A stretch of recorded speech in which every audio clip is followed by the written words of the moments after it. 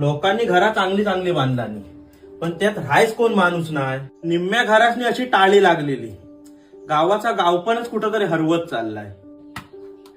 पूर्वी बॅट आणि बॉल घेऊन पैसे नसायचं. सर्व पोरं एकत्र येऊन पैसे काढून बॅट आणि बॉल घ्यायची. आता ह्या सगळ्यांना एकटो घेऊ शकता, पण खेळाय मात्र कोण पोर नाही. गावात आता उरलीत म्हातारी खोतारी माणसा. नोकरी, शिक्षण, उद्योगधंदा यामुळे माणसं शहरात गेली खरी, पण गावाचं गावपण मात्र कुठेतरी हरवून बसली. आणि आता गावात जी तरुण पिढी उरली आहे ना, ती हाय मोबाईलच्या नादात व्यस्त. त्यामुळे लगोऱ्या, भोवऱ्या, गोट्या, विटी दांडू हे खेळ मात्र खैतरी ना गायबच झालं. आणि हे आधुनिक युगात ना गावाचं गावपण कुठंतरी हरवत चाललाय. पूर्वी लोकांची गुराढोरा होती, सर्वजण शेती करत होते.